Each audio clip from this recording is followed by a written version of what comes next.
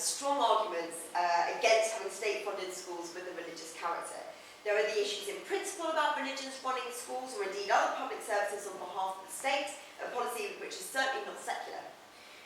And the key problems of religious and often class and even race discrimination in faith schools, emissions of the outrageous discrimination against qualified teachers, not only on religious grounds, but probably also on grounds of sexual orientation, although that's not explicitly, but rather implicitly allowed by law. And of course, curriculum issues, where in many schools, children are taught religious doctrine as facts, and more widely are taught a very subjective and religiously skewed curriculum across the board, including very narrow and subjective sex and relations education, if they teach it at all. Again, this should be an issue that gets all of us up in arms and to campaign for change. And actually, this is an area where I always think we should really be focusing in the shorter term rather than the longer term. For non-religious people specifically, making this a humanist issue, for non-religious people, faith schools represent the single biggest discrimination against them. With humanist teachers, non-religious teachers, for example, barred from applying for the top jobs in up to a third of our schools and barred from applying for less senior positions in many of them. But these aren't new issues. But I think they are getting worse. Under the Labour governments since 1997, we saw an unprecedented expansion in not only Christian faith schools, but schools run by minority religious groups. It was something that was positively encouraged. The coalition government has already implemented new legislation under the Academies Act, that act which allows the creation of new academies and so-called free schools, and will do so under the present education bill, that from our perspective will make the whole situation a whole lot worse, permanently entrenching religious discrimination and privilege in our schools. The BHA is opposed to having religious academies for the same reasons we are opposed to any kind of faith school. They are divisive, discriminatory and unpopular. However, unlike other maintained faith schools, religious academies and free schools do not have to follow the national curriculum. They are not covered by general education law, and they are outside local authority control. They are removed from the moderating influence of the state and local community, and as a result there is a very real risk that children will be exposed to extreme religious views, including creationism, and such schools are not required to even teach the most basic biological sex education.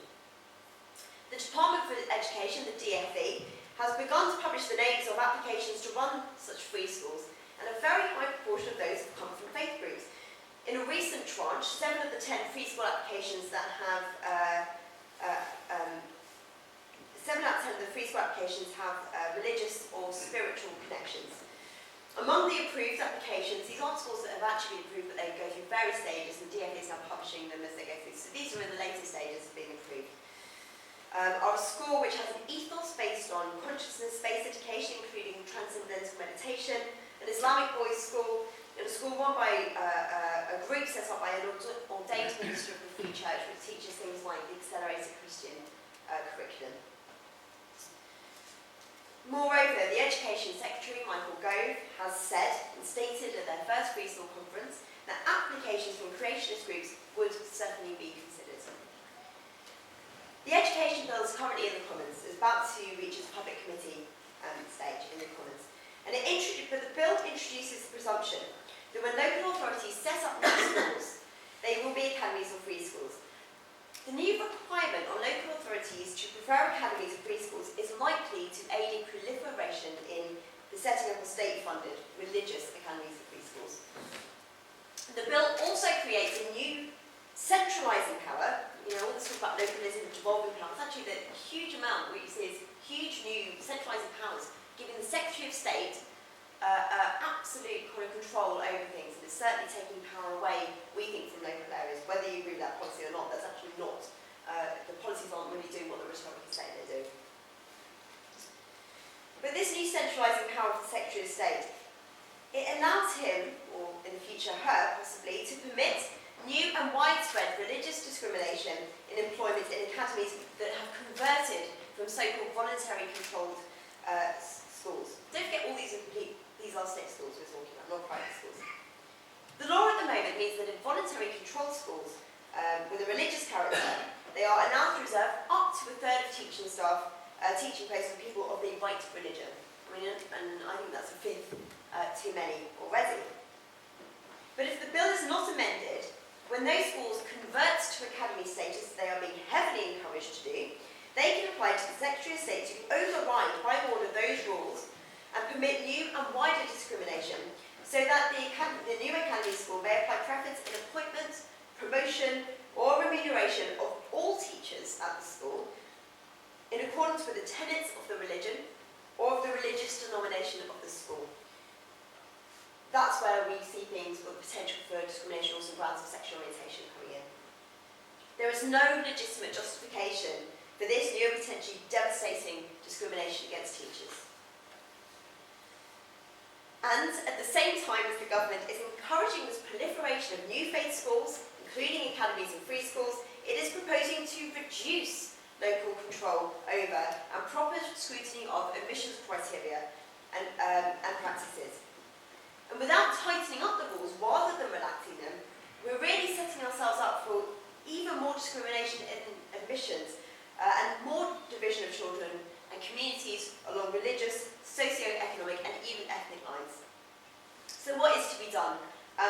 Well, I certainly don't have time to go through very much of that now, but we are doing everything we can to lobby Parliament, to create media interest in these issues, to work with others of the same beliefs and of different beliefs for an end to this terrible system.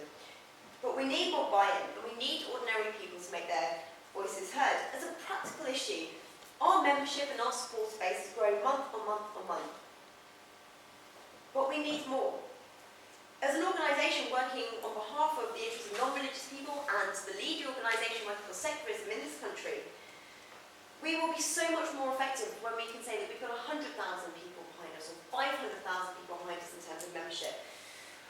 At the moment, on paper at least, we just cannot compete with the kind of congregations, and we know that Muslims don't practice, the kind of congregations of people that the churches, for example, can say that they represent in terms of numbers. We just don't match. Despite the fact that we know that millions and millions and millions of people in this country are not religious, and many of those and many religious people are secularist in their outlook. We also need to be seen to work with different groups, which we do, from teachers and trades unions, to diverse religious groups, to children's rights groups, to women's groups, to BME groups, as well as other skeptic, non-religious and rationalist groups.